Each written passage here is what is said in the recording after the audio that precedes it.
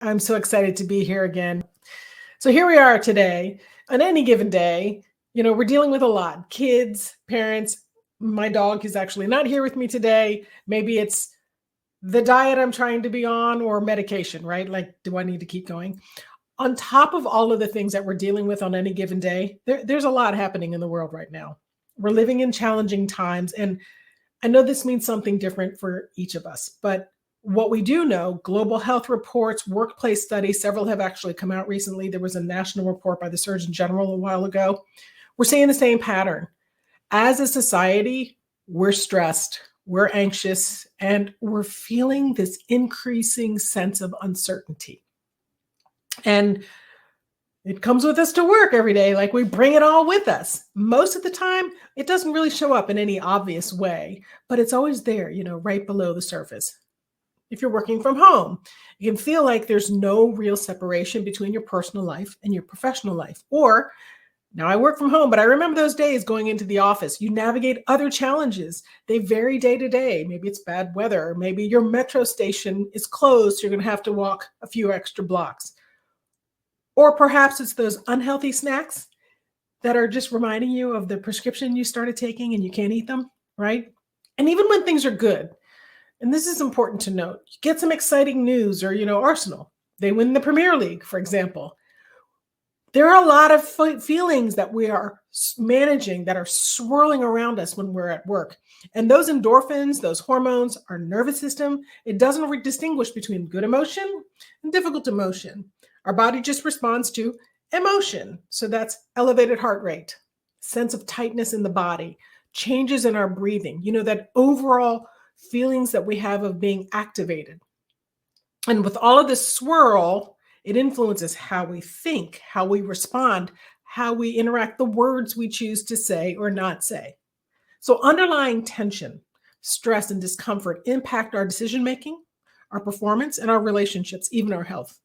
Now, resilience is the ability to hold all the swirl, right? To hold all of the things that are happening for long periods of time, maybe in shifting conditions, maybe different situations, all while staying level-headed, focused, and steady. Dare I say, professional, right?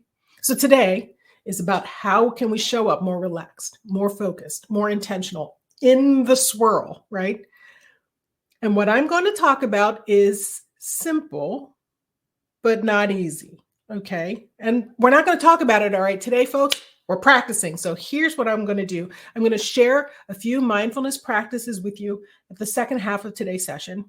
And I want you to try them on, if you will. Some of you may already have a mindfulness practice. And in fact, I would invite you to drop that into the Q&A. And that way we can share with each other what's working, what's not working, what's a tip, a technique. And I'll try to keep track of those and maybe share them as you share them. But for some of you, this might be your first time. And if that's you, I'm going to ask you to keep an open mind and play along, right? Try them out, even if it feels funny or awkward. I will tell you, if you've never had to sit still in quiet for 1 minute straight, that minute can feel like 5, okay? So it might feel awkward. Now, one of the practices we're going to do today requires some movement. So you're going to need enough room and some space around your chair. Maybe if you could stretch your arms out far enough or your arms up, like that much space. Some of the things we're going to do today, we're going to ask you to close your eyes or lower your gaze. Others are going to ask for stillness. Not all of those are available to all of us, so I get that. But what I wanted to do is offer a mix of techniques in the hopes that one or two of them will be available to you to explore today, and then consider adding to your mindfulness practices toolkit. And if you don't have a toolkit, hopefully today you start building one. So if something works for you, even a little bit, that's enough. Just take what's useful and leave the rest.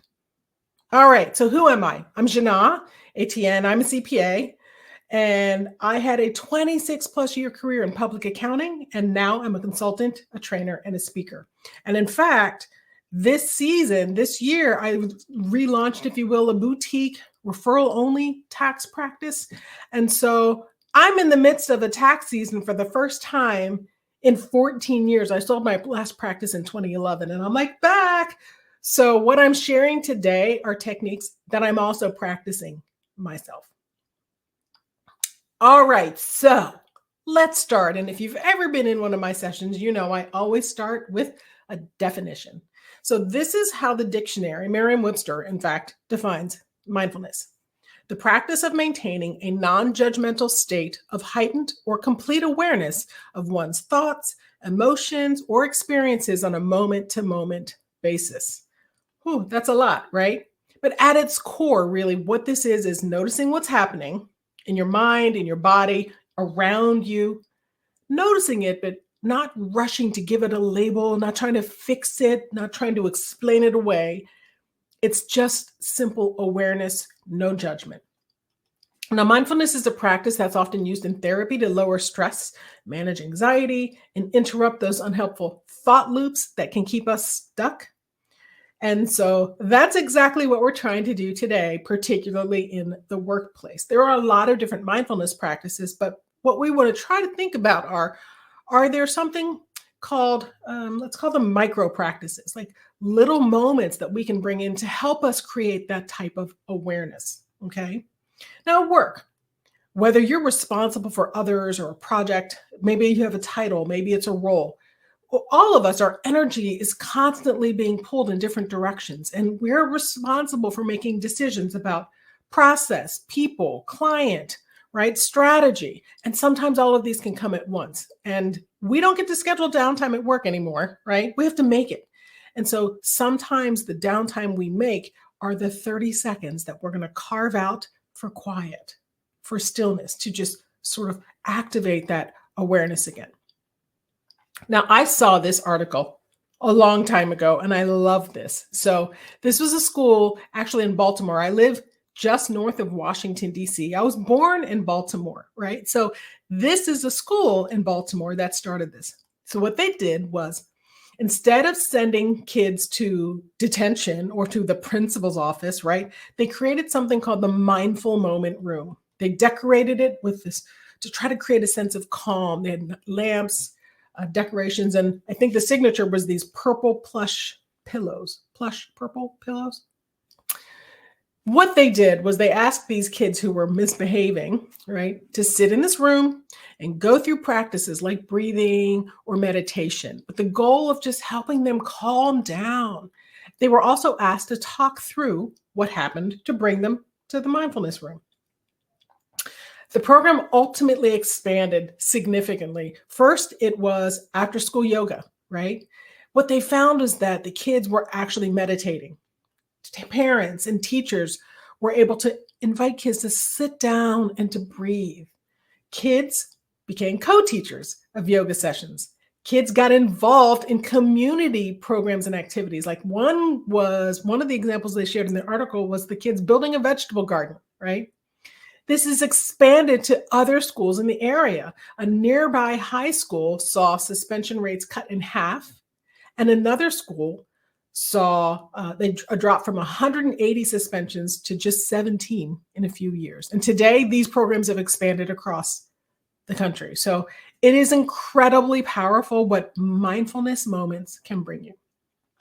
Now, we know this is also true at work, and we've heard a lot of conversations. In fact, I've done sessions on mindful leadership, mindfulness in the workplace, just in terms of its importance and its benefits and those kinds of programs.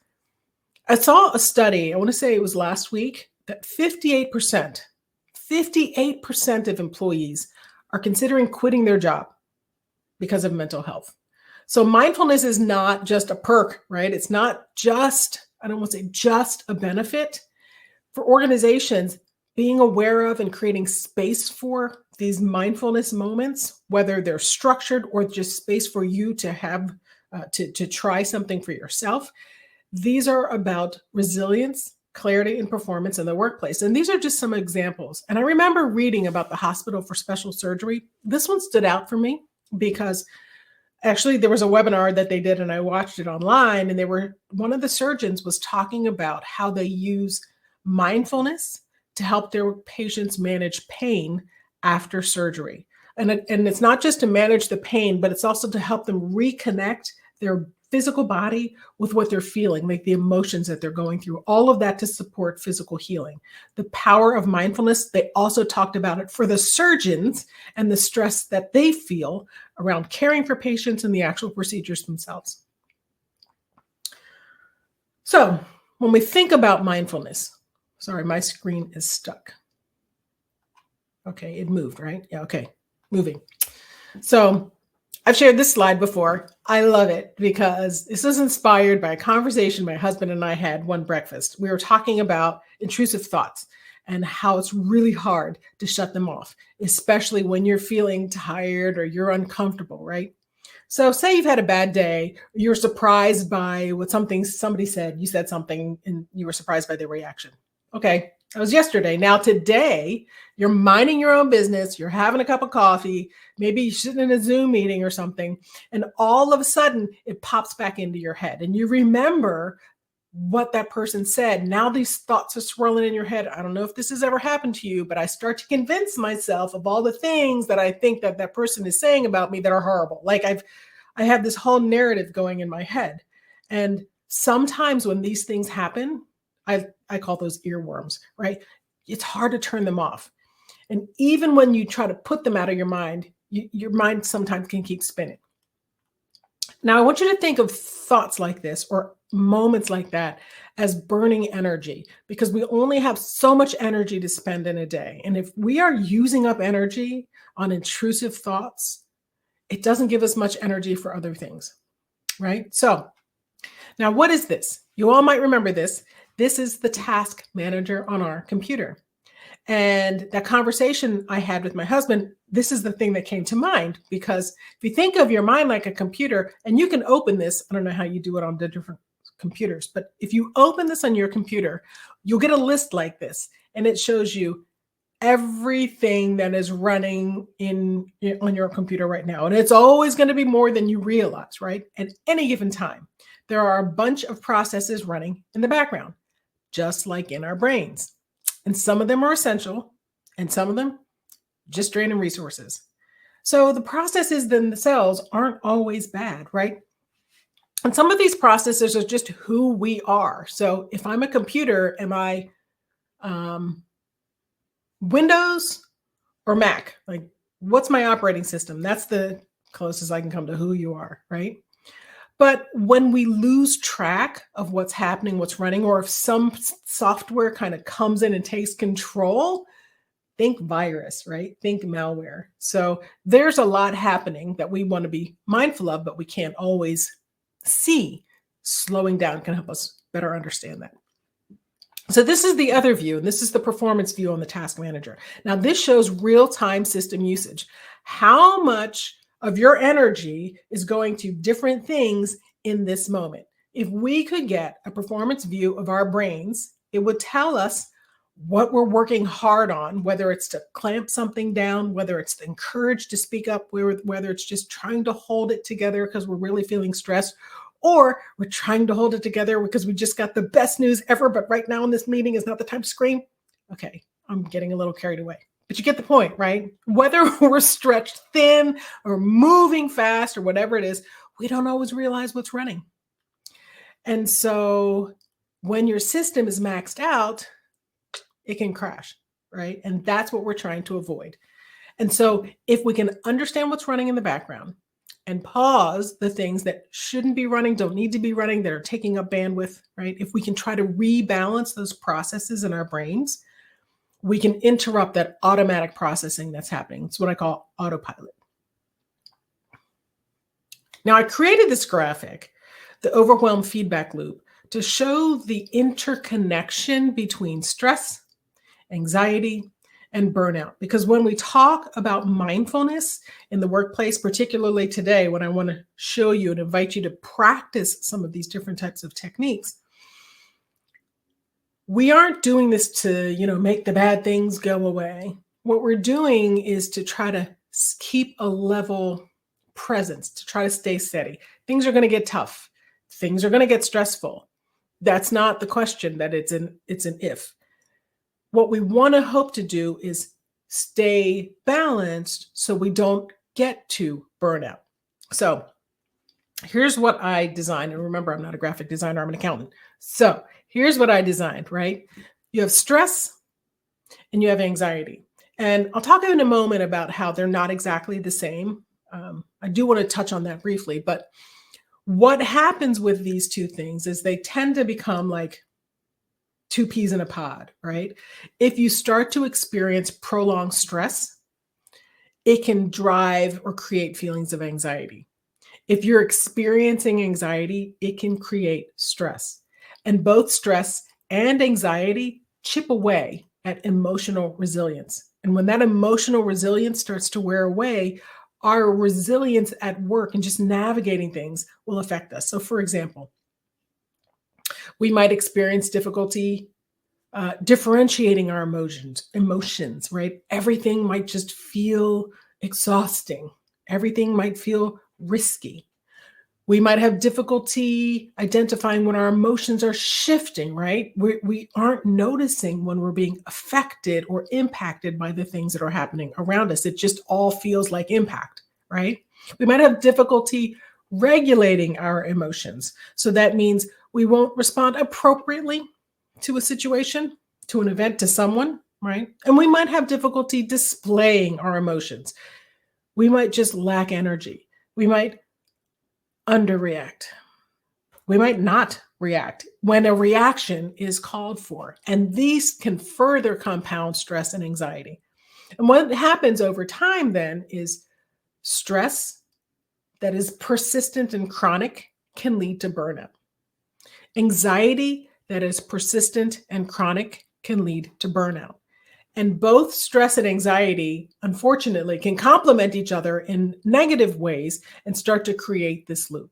Because if you're stressed and it starts to give you feelings of burnout or lead to feelings of burnout, it can create and deepen or worsen anxiety. So, what we want to do is understand what is stress, what is anxiety, what is burnout, so that we can start to watch for those signals for us. This is also important because I'm going to share with you, I think I have like 6 different techniques that we're going to try. No one technique is the right technique for any particular time, any particular challenge. So that's why having a bunch of different techniques or in your toolbox, your mindfulness techniques can be helpful, because depending on which of these you're feeling and where you are in the spectrum of intensity can help you understand or know what tool is the tool that I can use right now to help me quiet the calm, if you will. So stress. Let's talk about stress. Stress, the dictionary defines this as a state of worry or mental tension caused by a difficult situation. It's a natural response to perceived threats. Emotional threat and psychological threats are included. And it impacts the mind and the body. So it's a natural response to perceived threats, right? And it can be a physical threat. The bear, we talked about that. It can be emotional threat. Maybe you just had a breakup in a serious relationship. It could be a psychological threat. Maybe you're worried about the upcoming performance review, right? One of the things that used to cause a lot of stress for me when I was in practice before, and I'm experiencing a little bit of it now, is I have to create the bill, and the bill isn't exactly what I thought it was going to be. And I'm somewhat anxious about the client's response if this is a new client to me, right? So we all experience different types of stress. And it comes in 3 forms. So here you have acute stress. Now, acute stress is short-term response to a specific situation. And it normally doesn't necessarily do you harm. It might last a few minutes. It might last a few hours. Hopefully it lasts less than 30 days. Like, it's not chronic, which we're going to talk about in a moment, that just kind of persists over time. It affects acute stress tends to fade away quickly after whatever triggered it passes. And it can actually be good for you. Like, stress in and of itself isn't necessarily bad. It can boost energy. It can give you that mental sharpness, and repeated experience with your body and your brain practicing through stressful situations can actually help you build resilience. Now, episodic stress, this is when things start to happen more frequently. So, repetitive demands of a chaotic schedule, right? Persistent worry about recurring events. It's often when someone is constantly facing stressful situations. Maybe it's somebody that tends to worry about things, or there's a specific event that happens regularly, right? So when the situations pop up, it instantly sparks a stress response, right? Our bodies can handle occasional stress, but we can't handle cumulative long-term tolls on our mental and physical well-being that stress brings. So now we get to chronic stress. And chronic stress can lead to long-term health issues, right? If it's persistent and it doesn't seem to be, what's the word? Dissipating, right? It can start to feel like chronic pain, chronic illness, right? It'll build up over time. There's no let up. Now, I want to say that when you think about a job, and a job might create something that feels more like a chronic enduring stress, that doesn't necessarily mean the job is bad. And I want to be clear about that, because sometimes we hear people talk about public accounting as if it's like, it's going to kill you. It's really, really hard. Yes, it's hard, but it's manageable. And what's important to understand here is that doesn't mean the job is bad. It's recognizing the impacts it's having on our mind and our body. It's a stress response. Now, levels of stress. The levels of stress happen on a spectrum. And when you're starting to experience, for you, understanding how you respond to stress, what is it that you're reacting to, so that you can try to think about a strategy to help quiet that for the day or for the moment, for this meeting, right? For example. This spectrum varies for all of us, but so I tried to put this in the example of a tax season, right? So good stress. It's January, organizers just went out, the engagement letters went out. Come on, let's go, right? I'm ready. It's stressed, right? But I'm ready. Healthy stress is things are starting to come in and it's busy, but I'm ready for the challenge. I'm prepared. So I'm ready. Let's go. Things are kicking off and they're going smoothly. Fatigue. All right. So it's been a minute. And I know the finish line is there and I know I'm ready to go, but I'm already tired of this race and I'll be glad when it's over, right? Exhaustion is, okay, I just made it past March 15th. I got one more deadline to go. I can do this. But yeah, it's starting to hurt. Anxiety is where, and I had this actually happen to me one time. I had a lot more clients going on an extension than I expected, and I needed time to get the extensions done. And I was truly worried. I remember one point I was kind of stressed. And I had a colleague that actually ended up going to the ER because they had, a panic attack. It was a debilitating breakdown, and it was unfortunate. And they were able to recover. And that happened, I want to say it was like April 13th or 14th. I mean, they almost made it to the finish line. So for you, it's important to recognize, how does stress show up for you? What is your stress signature? When you are under stress, what do you notice in your body, right? What do you notice in your behavior? There are different signs and signals. And if you can start to notice it, you can see it coming and you can respond by stepping away, quieting down, implementing a different technique. You can have strategies to manage the stress. It's not going to stress isn't going to not happen. It's just a question of its impacts on you. Now, I did say earlier I wanted to talk about the differences between stress and anxiety, because they're very closely related, but they aren't actually the same thing. Now, I heard a definition of anxiety long ago that I thought is helpful, and it's kind of easy to remember. Anxiety is worrying about something that hasn't happened yet. Now, I don't want to say that to be flippant. I'm not trying to be sassy or silly in any way.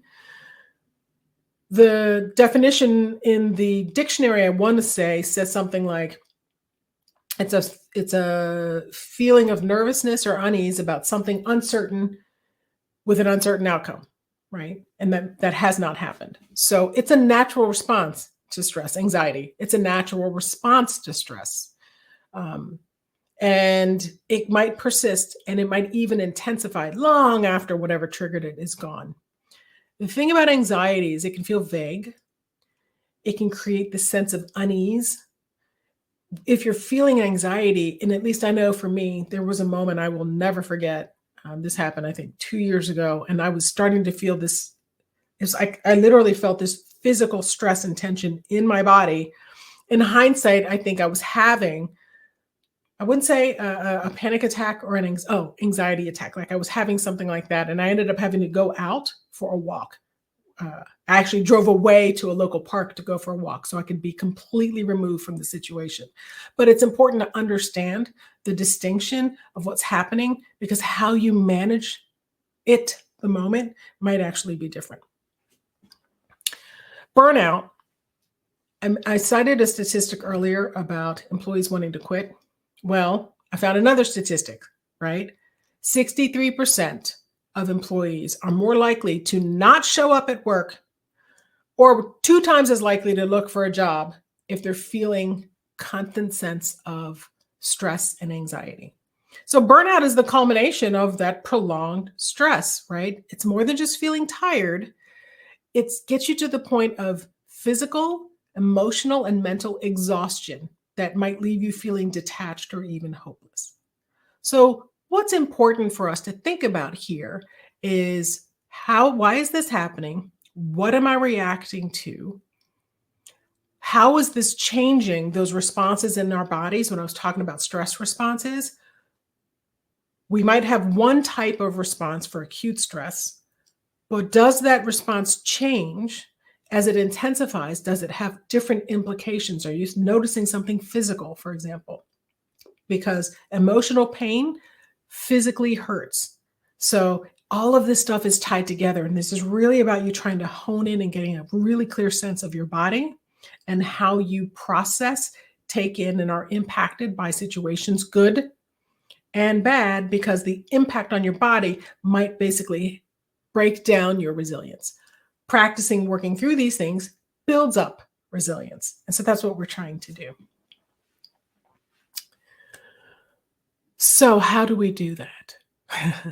Noticing what's happening, what's pulling on you, what needs to be paused, maybe forever, or maybe just for this meeting, or maybe just for this busy season, whatever it is, right? What is that thing that can create that space we need to keep going forward with intention? And the intention is the important part, because all of us want to show up a particular way. None of us want to be in that moment when we're like, oh, wow, that is not who I am. And it's going to happen to all of us. It does. It's not a question of if. The question is, can we minimize the times that's going to happen? And can we navigate our way through those times with grace and self-compassion, right? Loving ourselves. So we don't often keep these things that are going on in the background, running out of habit or fear or pressure. We don't always think about all of the stuff that's happening. But once you're aware that something's going on, the next question you're going to have for yourself then is, as I mentioned, what can I pause or clear? Or what can I do to make some space? So the questions I put on this slide are just examples of questions that can help us think. So this first one is there a deliverable coming up? Is there a conversation I'm dreading that is starting to create like physical reactions in my body? The second one, are you privately carrying something that has emotional weight? My dog was very, very sick. We almost lost him 3 different times last year. And some people I shared that with because they were close enough friends and colleagues, but other people, it's not okay to share everything with everyone, but it didn't mean I wasn't carrying it. So understanding, is there something that's bubbling up for me, right? Has your self-care routine fallen away because of pressures? Remember I talked about staring at those snacks and they're reminding you what you can't eat because of the medication you just started. And then you find yourself eating them anyway. And then the negative self-talk, right? So what's going on for you, and being able to unlock that, identify it, be okay with it. Remember, mindfulness is awareness, no judgment, but it's awareness. And oftentimes we're doing these things without even thinking about it. We are mindlessly grabbing for the snacks, right? That kind of thing. So what is mindfulness then? How does this work? Well, what mindfulness does as a practice, as a technique, and as a philosophy, it pulls us into the present moment. What are you feeling? What's going on in your body? What's happening around you, right? Most of the time, we don't pause long enough to ask ourselves these questions. We just respond. We just react, right? So mindfulness helps us with simple awareness, the here and now. It's how we interrupt autopilot. Now I see a couple things coming in, so let me pause and look at the Q&A. Someone asked me, are you familiar with, and I don't know how to say this, so I'm going to say MCAS, mast cell activation syndrome. I am not familiar with that. Any thoughts on managing anxiety that is compounded by that factor? So I will tell you, I am not familiar with that, but you're welcome to email me directly after the session because I would, one, love to learn more about it. And two, thoughts on managing anxiety in general might be helpful. But I think what's interesting about this question, and it's a really good point to bring up here, is that some techniques might not even be available to you. I said that at the beginning. One of the techniques I'm going to invite you to do require moving in your body. Well, not everybody's bodies can move in the same way, have the same level of flexibility. Some of our bodies don't even move. And so understanding what techniques will work is really important. So thank you for asking that question.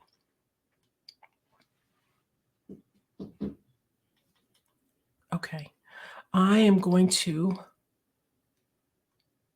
keep some of those there for later. I was asking people, by the way, drop into the Q&A some of the things that you do. And I just happened when I flipped back, I saw one that says, get up and get moving. And I'm like, yes, that always works, or does it? But all right, so the purpose of mindfulness, at the end of the day, it's right here at the bottom. It lets us stay present with our colleagues, right? So what's involved? And I'm just going to go through this super fast because I've already actually said this. So the first one is what is happening in this moment as it's happening, right? So let's say you're in a meeting and somebody interrupts you. You just get activated, right? So what's happening there? Recognizing that you're, moving slides, recognizing that you just got mad because they interrupted you is important. Noticing that. The next thing is interrupting whatever's happening, right? So you got mad because they're interrupting you. Now, how do you interrupt your reaction to that, right? Maybe you were starting to turn away and you're not listening, and you found you're not listening at all. You're just waiting for them to stop talking so you can talk, right? How do you unwind that, right? So you notice that you got mad, and then you notice that you're not listening, right? So that you're interrupting that automatic response. And then creating the space to lead with intention. What we're doing here is, okay, so I realized I'm just waiting for this person to stop talking, but I want to actually click back into what's being discussed. I don't want that person to take this moment away from me, right? So creating that kind of intention. Here's some examples of some of the things that might happen when there's a spark and we don't create that pause, that momentary, the teeny, weeny, tiny pause, that little gap I'm talking about. So you get that email and you fire off a response. I'll say I've done that, right? And then I have undo set on my email, but it's only for 30 seconds. So if it's going on a little longer, you can't undo, right? Someone cut you off mid-sentence. Do you just try to cut them off in return? If you're not thinking about it, maybe you did. When you're overloaded, but tempted to say yes, because that's how you are. You like to say yes. You feel really uncomfortable saying no, right? There are a lot of moments that we have throughout the day, hopefully not all day long, every day, but we all have these moments. So before we get into the practices, I will say this one last thing, and that is there's this loop around mindfulness and how it helps us build resilience. So it starts with mindfulness is just being able to notice those moments and create that space, right? That helps us with that emotional regulation I was talking about earlier, how we overreact or underreact, or we react with the wrong emotion, right?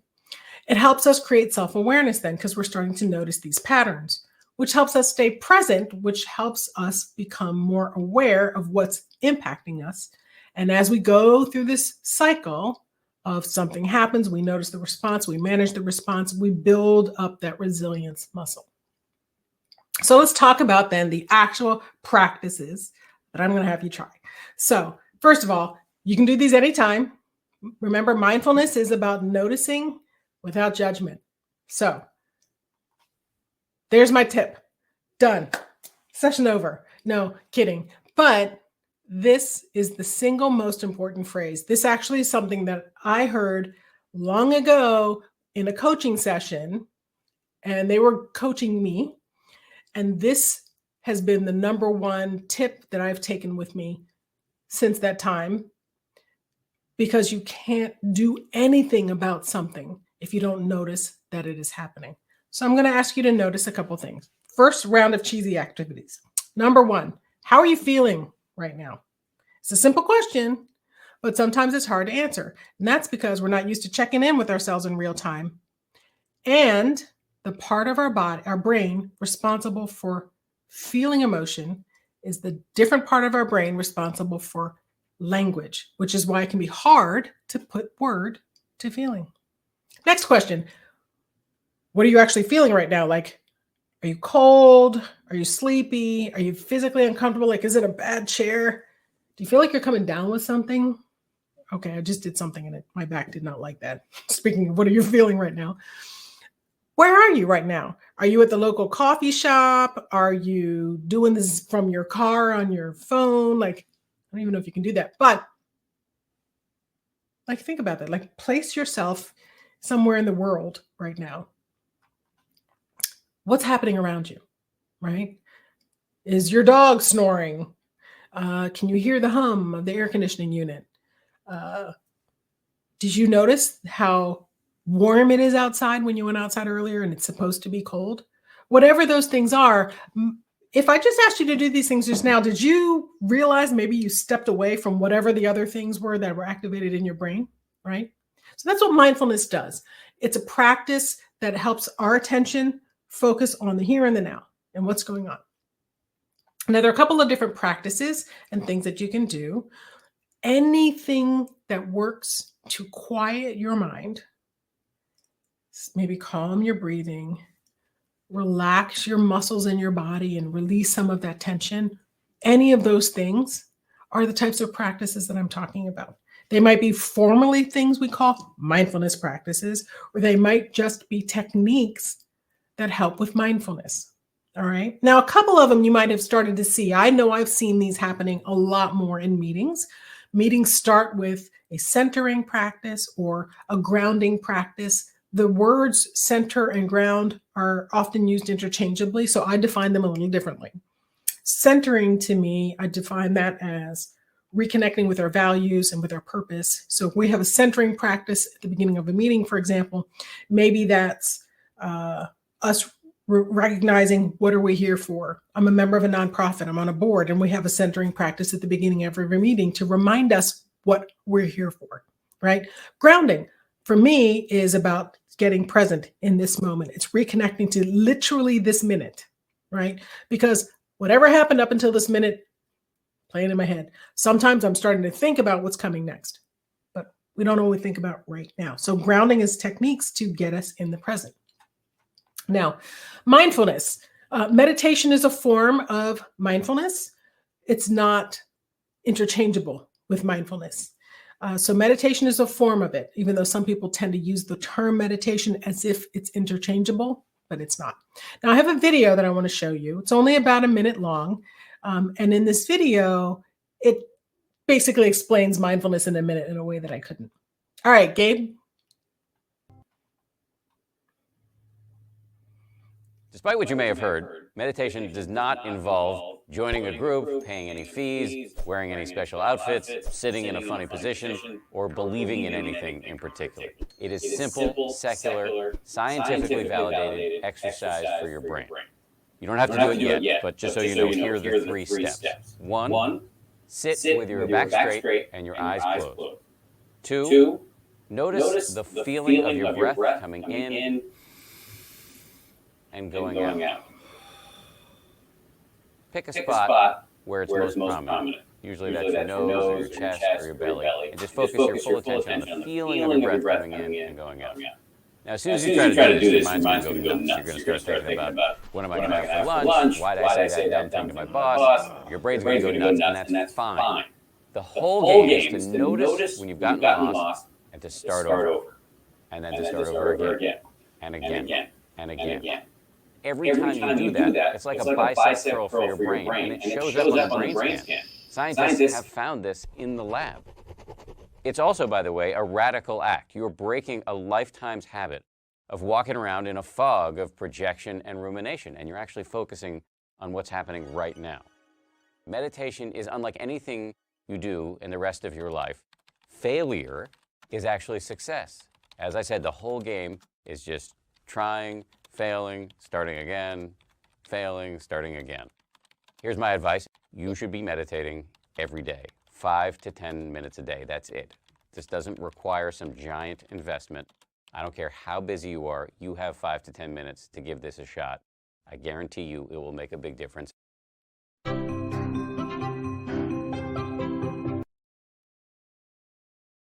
So I heard some I'm on mute. I heard some comments about audio doubling, and I don't know, Gabe, if that was because my mic was on, so I muted myself. That was perfect. I believe it was, but that was perfect. All right, I'll do that next time. Thank you all for sharing, for letting me know. I did want to make one caveat about what he said in this video, and that he said almost like, you can do this, it's 5 minutes, you can do it. And I will tell you that I had a simple goal of 10 minutes of meditation every day, and sometimes it was hard to find. But if you can find that moment for you, it's easy. There are apps at the end of the slides. If you go all the way to the end of the slides, I have a couple slides with, one of them has 4 different apps that you can use that can help you. They can even teach you how to meditate if it's something you want to try. Next one is breathing exercises. Now, breathing exercises are a form of a mindfulness practice. This is different because meditation is about training your attention, but breathing is more about regulating your nervous system. Now, it's easy. All of us know how to breathe, right? We do it all the time. So there's nothing to learn except technique, right? Because a breathing practice breathing exercise is really about slowing down your breath and structuring your breath so that you breathe intentionally, increasing oxygen flow, reducing cortisol, lowering heart rates, all of those things. Movement practices. This is another way to strengthen mindfulness because gentle movement promotes mobility.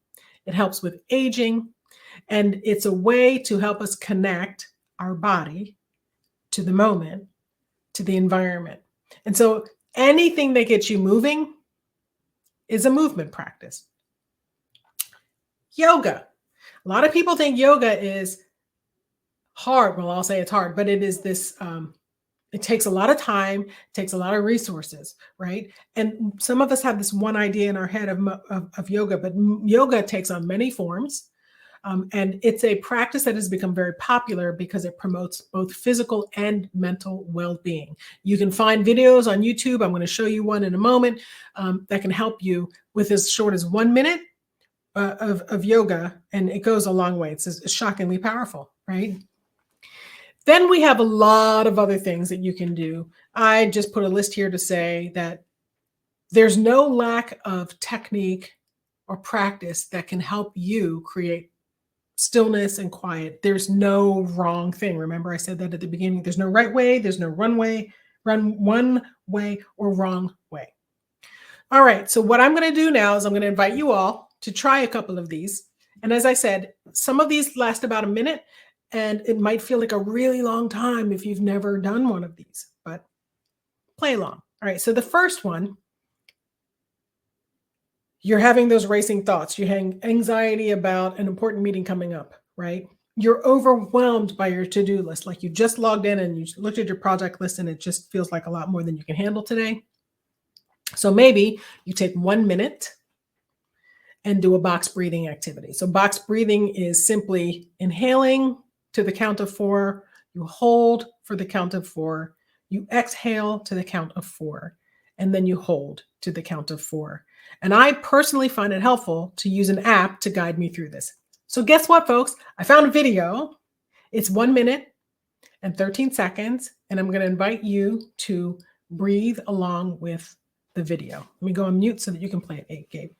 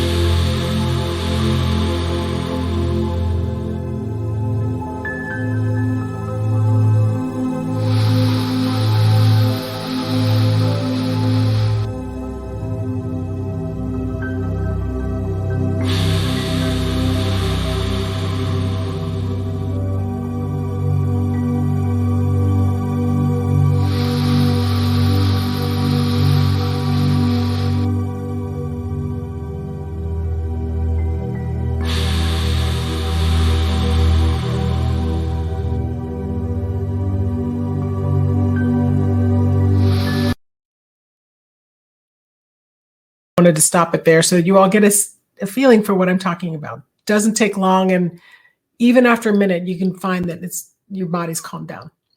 All right, the next technique is intention setting. So you just realize you're going through your task, like you're not even paying attention to what's going on, and you're starting to feel a bit disconnected. What might this look like? Well, I've written out the instructions here for you, so you can come back to these slides and try these, which is what I would encourage. But essentially what's happening here is that, take a few minutes and roll your neck out, and then think back to the way your day started and the things that you had on your list that you wanted to accomplish. And then what have you gotten accomplished today? What happened? When did it go off course? And then acknowledging that it went off course and getting back into it and thinking, what's one thing I commit to finishing today? It's that simple. And this could take you less than a minute, but it's the check-in that brings you back to the moment and hopefully stops that negative loop, a narrative that might be happening in your head. Now, this next one is seated yoga. Now, there's a video here. Actually, I won't walk you through mine. There's a video here that we'll watch. This is the one that will require some movement on your part. It's about 55 seconds. And so let me mute, and we will try to do this yoga together. Okay.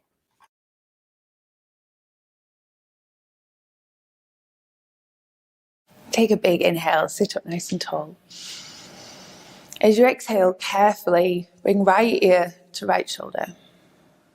And then inhale here into the left long edge of the neck. Exhale, chin to chest, nice and gentle, slow movements. Inhale to bring your head back up onto your body. Same thing, other side. So exhale, left ear to left shoulder.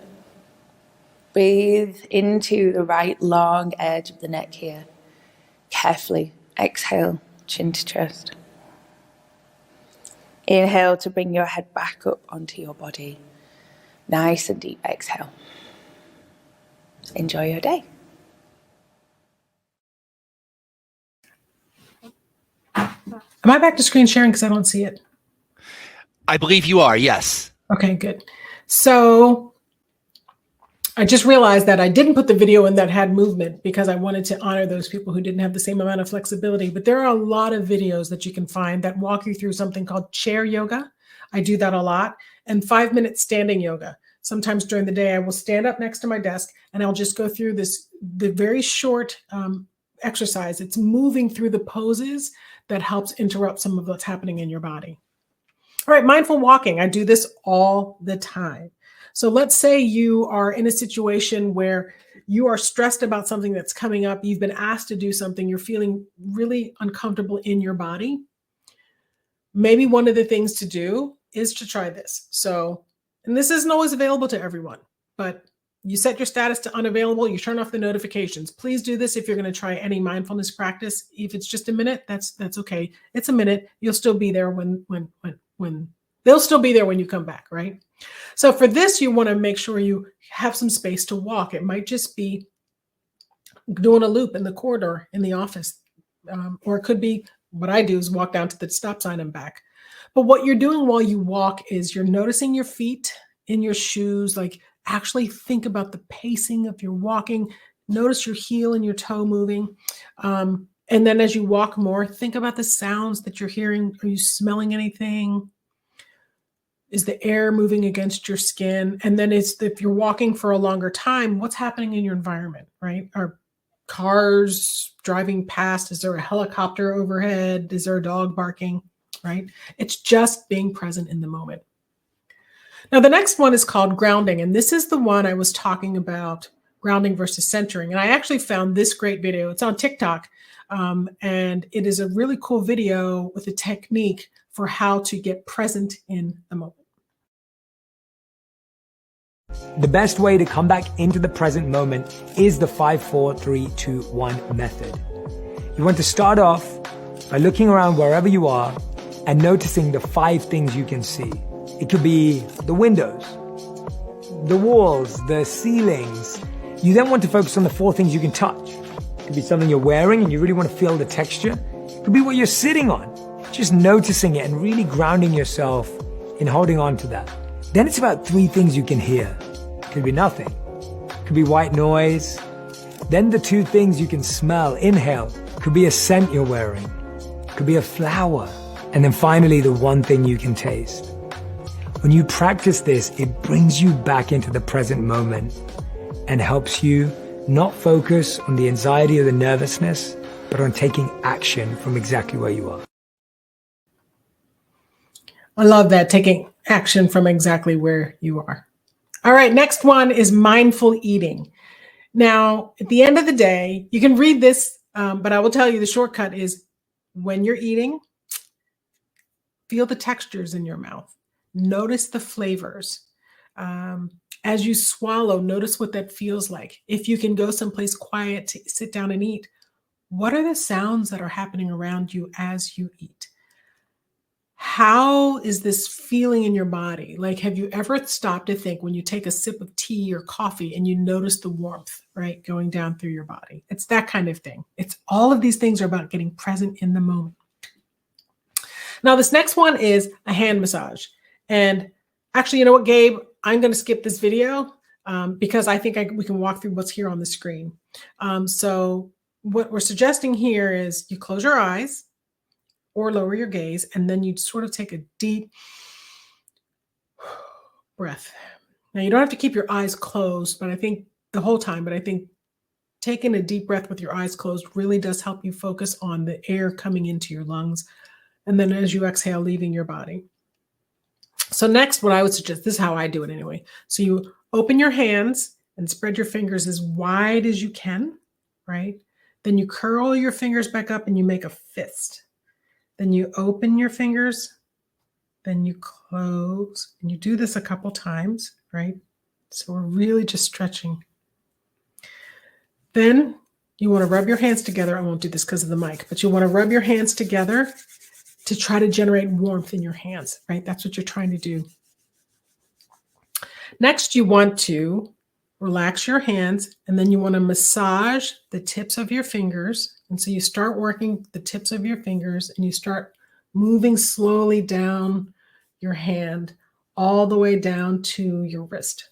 So one hand, all the fingers. It's hard to reach the thumb. You got to come around on that one. At least I do. Then you switch sides. You do the other hand, right? Then you take, when you're done, a slow breath, deep breath. And while you're doing it, just sort of shake out your hands, deep breath out, and open your eyes. That's it. Okay. Next technique, I have one last thing to share. And this is yawning, right? Now, this time, maybe you're starting to drag at work, like you're starting to crash, or you just realize you have been sitting in this chair and you have not moved and you're feeling stiff, right? Yawning is actually good for anxiety relief because it activates the parasympathetic nervous system, which is the system in our body that is responsible for promoting relaxation and for reducing stress, right? So it triggers a lot of the physiological responses that can help alleviate the very anxiety we're feeling. And it feels counterintuitive, but you can actually yawn on demand or on command. So I have the techniques here. Open your mouth wide. I won't do that because I'm on camera, right? But close your eyes and then squinch your eyes open and closed a couple times. Wiggle your jaw and your throat. Think about the feelings of yawning. And believe it or not, you can actually make yourself yawn. But just in case you can't, so that you can get the lovely feeling and the relief that a yawn can bring, I have a video, and the video is titled, "Can you watch this without yawning?" All right, let's go, Gabe.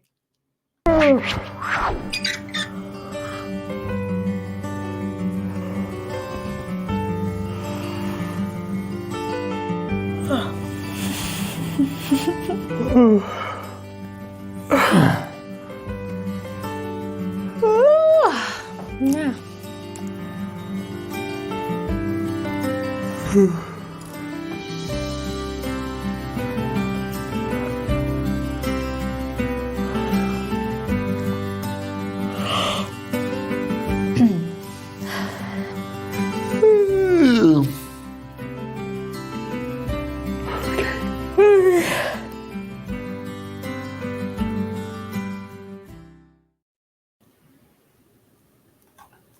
So did you yawn? I'm sorry. I tried not to yawn. I really did, but I yawned as well. So listen, I hope that some of these techniques have been helpful for you. And I hope that even if they felt a little silly, loosey-goosey, you'll try one. Like I said, try it on. It's amazing what 30 seconds of quiet and attention to yourself can bring, that sense of, and now I can get back to my day. So let's see. Somebody said they didn't even come close to yawning, but they tried. Somebody else yawned 3 times. So thank you all. I did not come back to some of the questions that are here, but I'll make sure I get them. And again, you're welcome to reach out to me anytime additional questions. And the last thing is, don't forget to download the handout, because all the videos that I shared are here. Some websites that you might find helpful. If you're interested in learning some of these techniques, some articles, and then lastly, those apps that I was talking about.